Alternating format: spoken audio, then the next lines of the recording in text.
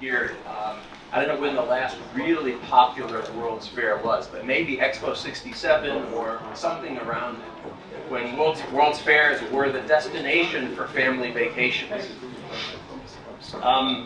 Since the advent of modern World's Fairs, with the Crystal Palace exhibition in London in 1851, World's Fairs have provided a stage upon which aspects of cultures can be presented and cultures can present themselves for the first time to huge audiences that were very thirsty for knowledge about the world and their place in the world. The huge impact of these early World's Fairs is really hard to overstate. For example, the 1904 World's Fair in St. Louis, the Louisiana Purchase Exposition, drew nearly 20 million visitors. That's 1/4 of the entire American population attended at some point over the course of 18 or 19 months this fair in St. Louis. And it shaped people's perceptions about the cultures that were put on display there. That's a particularly interesting fair because that was the first time, as was mentioned earlier by Professor Dickinson, these World's Fairs are a chance for the host country to showcase their industrial might, their agricultural might, their mineral wealth, etc.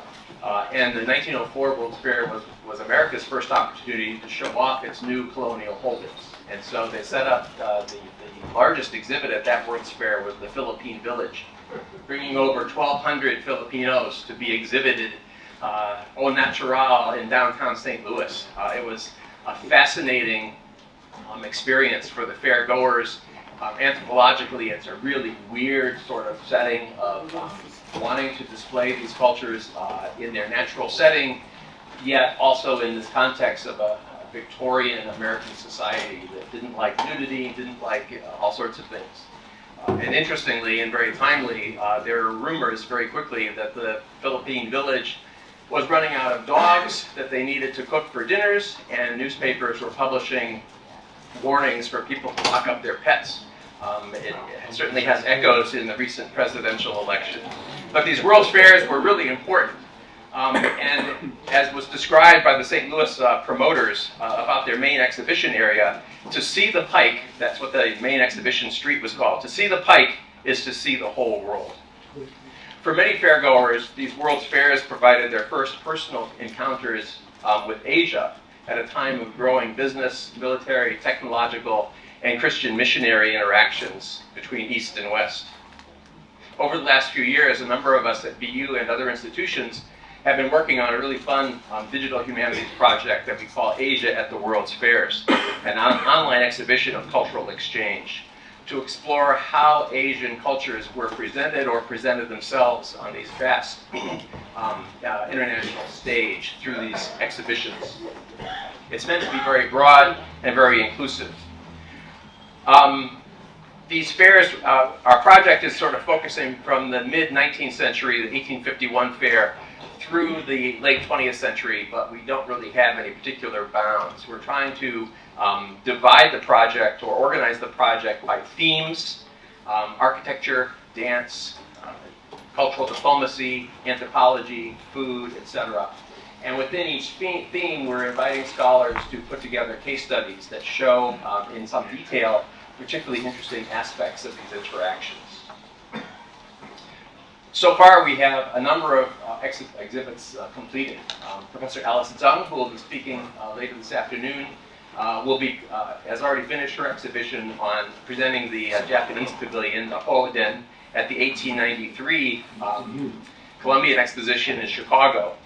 It's a really fascinating exploration of how the stage was set through growing Western tourism to Japan, the development of a tourist photography industry focusing on landscapes and sort of daily life scenes that Western tourists were really interested in seeing, and how that sort of lays the stage for this great excitement for seeing the Japanese exhibits in the 1893 Columbian Exposition.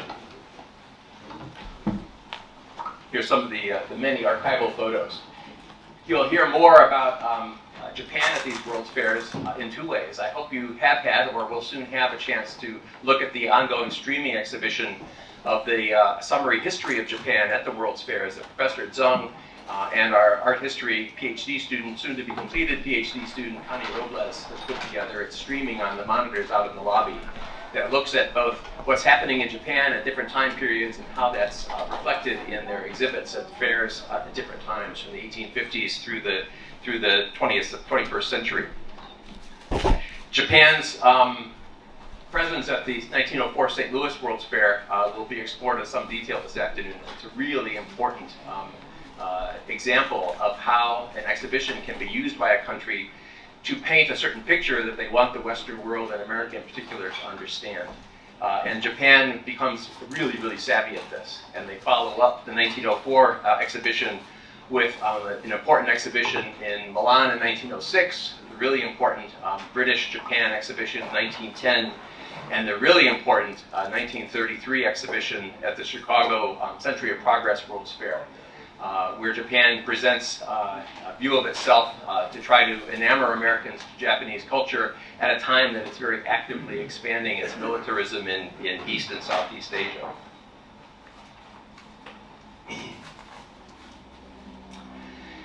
Another exhibition that's currently finished is Kathy Yeh. She's a professor in our World Language and Literature program, and she has an exhibition on the intersection of Asian dance at the World's Fairs, focusing primarily on the 1900 Paris exposition.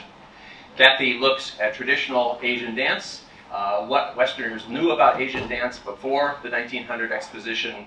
All of these World's Fairs like to host traditional arts and crafts and performances. So in Paris there were Javanese dancers, Vietnamese dancers, traditional Khmer dancers, etc. Kathy's interest in it is really looking at the intersection of these Asian dance troupes and the growing interest in modern Western dance, especially as shown by this really interesting American dancer, Loie Fuller from Illinois, who really rapidly became the belle of the ball. If you get into the literature, everybody wanted to hang out with Loie Fuller in Paris.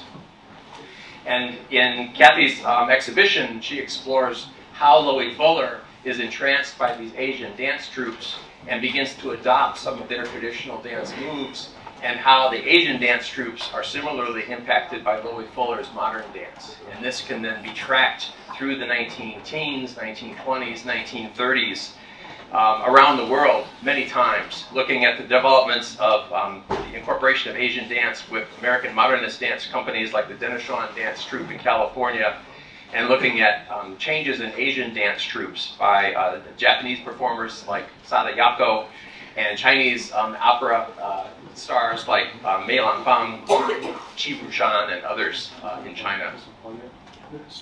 Here we can see Loie in all of her splendor.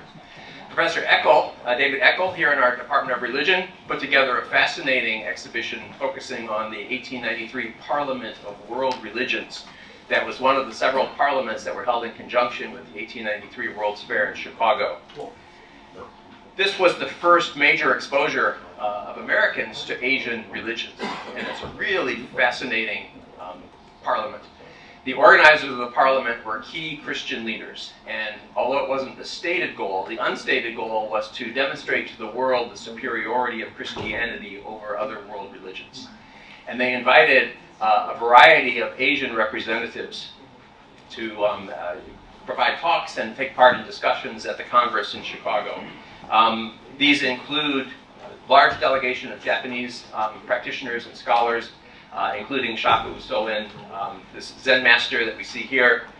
It included, they felt that Confucianism was an Asian religion, and so they invited Peng Guangyu, who was the second secretary in the Chinese legation in Washington, D.C., to tell the assembled audience about Confucianism and various aspects of that. Peng and other participants were very thankful for the harmony and the gracious atmosphere. They applauded the efforts at brotherhood and international cooperation and collaboration on all fronts. But he's also a very savvy diplomat. And at this time in American history, he is dealing with terrible anti-Chinese riots that are going on, especially in the American West. And he and others didn't hold back in their criticisms of these kinds of shortcomings in American society. So it's a really interesting platform taking place at these World's Fairs of international feel-good harmony, and also getting some important diplomatic points out. The real rock star of the Parliament of World Religions, though, was Swami Vivekananda, who was speaking on behalf of India and Hinduism. He was an unexpected rock star from the moment he gave his very famous Sisters and Brothers of America speech, copies of which you can find easily online. His exotic outfit, he made a point of wearing exceptionally colorful turbans and robes, which the newspapers just couldn't write enough about. Leads to a very important series of speaking tours, both in small towns in Illinois and Michigan and New York, but also he stayed in the United States for several years after the expo, finding more and more people interested in Hinduism and Asian religions in general. In fact, you can see the important impact of these performances like that by Swami Vivekananda. If you just walk a block down Bay State Road right here, you will see the Ramakrishna Vedanta Society, which was one of a number of institutions that were set up in the wake of the 1893 Parliament to provide centers for the study and practice of these religions that came onto the scene in 1893. Our recent PhD, Zhu Changguang, in History Department, came with the idea of putting together an exhibition for this project that focused on the Chinese fisheries exhibit, which is part of the International Fisheries Exposition that was held in London in 1883. When this was first introduced, I thought, oh God, it sounds like a snoozer. Who wants to read about a fish expedition? But very quickly, I could recognize how wrong I was. Zhu Changguang put together a really fascinating and very intricate story about how fisheries were presented to the West as a way of engaging the West during these waning years of the Qing dynasty in both maritime rights, treaty port rights, naval architecture and navigation, and the commerce of materials from the sea. It's a really fascinating exhibit that involves the British royal family. It involves all sorts of really unexpected twists and turns. And this is being followed also by a similar exhibition in our project by Professor Ronald Poe at London School of Economics, who is similarly looking at the Chinese fisheries exposition at the really interesting 1906 International Fair in Milan. Ron also gets into the details of how the fisheries layer is really just an excuse for getting into deep diplomatic discussions with other world powers. Working with Ron, we uncovered a lot of really fun archival materials of early photographs and a fantastic Italian magazine that was dedicated to the Milan Fair that actually provides long descriptions and discussions of the Chinese fisheries exhibit. I don't have any slides for another really fascinating exhibit put together by an architectural historian at Columbia, Li Mengchuan, who's putting together a show that focuses on the use of modernist architecture at the 1935 Taiwan Colonial Exposition. This was an exposition put on by the Japanese administrative government to celebrate 40 years of Japanese rule over Taiwan. And Li puts together the argument of the use of modernist architecture for those pavilions that highlight Japan's benefits to the Taiwanese people. So economic, the education building, the mining building, the railroad building, etc., are all these beautiful Art Deco modernist buildings, in opposition to the displays of Taiwan's Aboriginal groups, which are housed in pavilions with very, you might call them, traditional Asian kind of architecture. That is backwards, local, and not modernized kind of architecture. It's a really cool study, and if you like Art Deco, that exhibit is just full of really fun intersections with Art Deco displays. We have an Indian graduate student from UC Irvine who's doing her PhD on the tradition of nautch dancers in South Asia. She's exploring the presentation of nautch dancing at international expositions. The earliest that we found so far is 1838 in France, and looking at the role of these nautch dancers at these expositions through time. London 1851 and all through the 19th and into the early 20th century, and how that impacts the social position of the nautch dancers. In its early years, they're very much associated with prostitution, and later, probably through, in part, these exhibitions, their status rises as performers and as an art form. So it's a really interesting exploration of traditional Asian dancing. I'm working on an exhibition on the Chinese arts and crafts, especially bronzes, ceramics, and jades that were part of the 1876 Centennial Exposition in Philadelphia. Professor Dickinson mentioned this was America's first formal international exhibition, and it was a chance for America to showcase its strengths the way Britain had in 1851 and all the other European countries had in intervening years. The American exhibition was showcasing primarily mineral wealth and agricultural wealth of the Americans. A number of private Chinese bankers and companies that produced furniture and things used this as a marketing stage to send over and display many of these objects for sale, furniture and bronzes and things. This was the first, as far as I can tell, the first appearance of large numbers and large scale of these Chinese materials on an American exhibit as part of an international show. This builds on 40 years of private China museums that had appeared in Philadelphia in the 1830s, Boston in the 1840s, and New York City in the 1850s. So it's really fun to see how this exhibition in 1876, I think, is directly connected to the explosion of interest in collecting Asian art and Chinese art specifically in the subsequent decades, with collectors like Freer and many other collectors. This is when the big American collections of Chinese art started to take shape. There are many others in the works. This exhibition is not yet open to the public. Those of you who have been following us know it's been a long time. We still are trying to solve some WordPress issues. I would love to find out if any of you have WordPress expertise or have worked with WordPress designers. We would really love to hear from you to get this project pushed over the finish line so we can finally open it to the public.